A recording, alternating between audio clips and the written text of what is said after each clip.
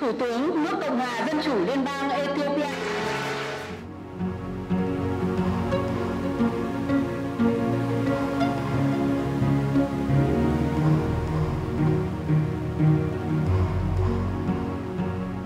Your Excellency Pham Chin, Prime Minister of the Socialist Republic of Vietnam, Your Excellency To Lam, General Secretary of the Communist Party of Vietnam, Your Excellency Amina Mohammed, Deputy Secretary General of the United Nations, distinguished delegates, ladies and gentlemen.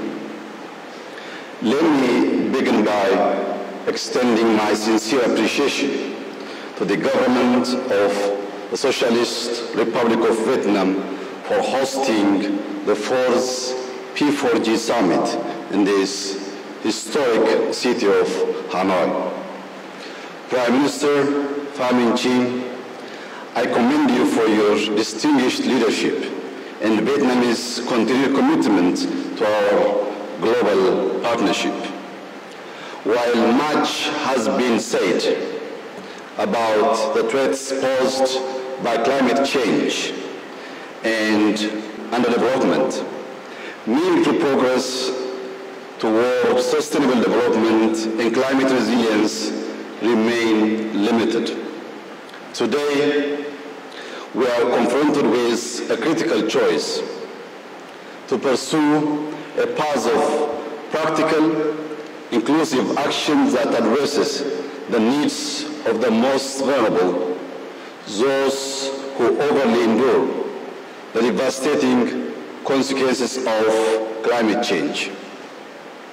Ethiopia, aligned with the 2030 Agenda for Sustainable Development and the African Union Agenda 2063, has charted an ambitious course towards achieving net zero emissions and building a climate-resilient economy by 2050. This ambition has been translated into concrete policy measures reflected in our national development plans and further operationalized through green strategy and initiatives.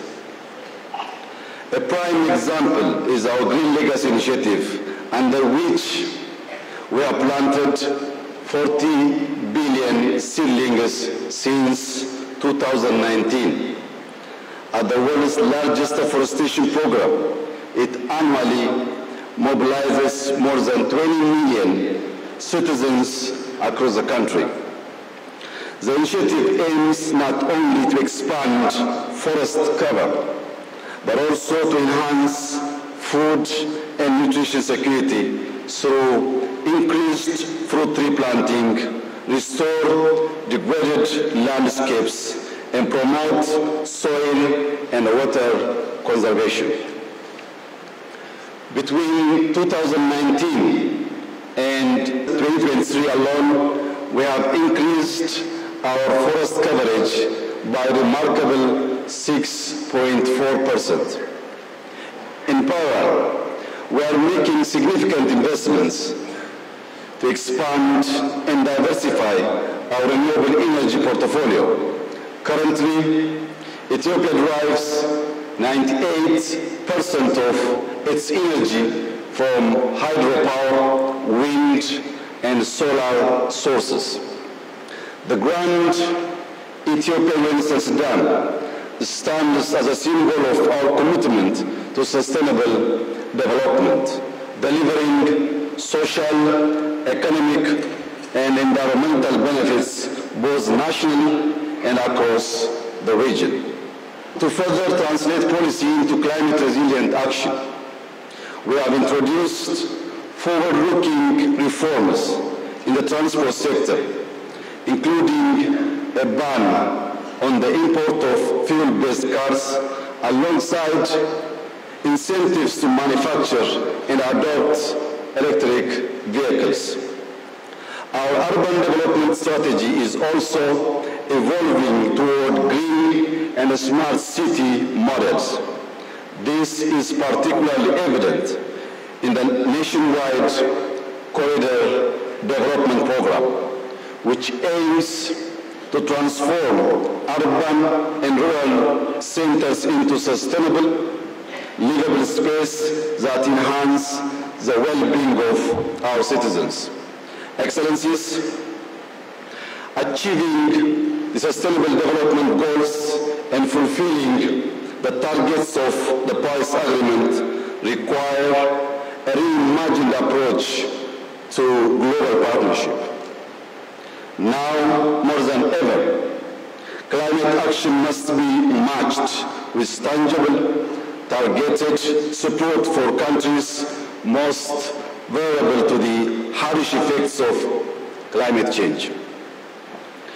In this light, I would like to point out the following 3 action points. First and foremost, we must recognize that adequate, predictable, and sustainable financial resources are the cornerstone of effective climate action. I reiterate Africa's call for 1.3 trillion USD under the new collective quantified goal on climate finance, an amount that represents only a baseline given developing countries' projected needs of nearly 6 trillion USD by 2030. Second, we must significantly scale up investment in energy development across Africa. The continent is home to the world's largest carbon sink and other vital forest ecosystems. To protect these vital resources, we must move away from the current reality where Africa gets only 2% of the world's 60 billion energy investment and work toward reaching 20% by 2030. I urge all stakeholders to collaborate in providing the necessary financing and technology to support energy projects under Africa's development program by 2030. Third, urgent action is needed to combat biodiversity loss, deforestation, and desertification, and to restore degraded lands. We must support local and indigenous conservation efforts, such as the Green Legacy Initiative, by fulfilling financial commitments for biodiversity in developing countries and establishing fair benefit-sharing mechanisms. These programs should also promote alternative livelihoods and enhance agricultural productivity. Finally, I reiterate Ethiopia's commitment to collective action on climate and sustainable development. I also urge P4G members to prioritize cross-regional coordination and address any leadership gaps in climate action. We must set ambitious goals for the 30th COP in Brazil. Let me take this opportunity to commend all members and partners for their shared commitment over the past 7 years. I thank you.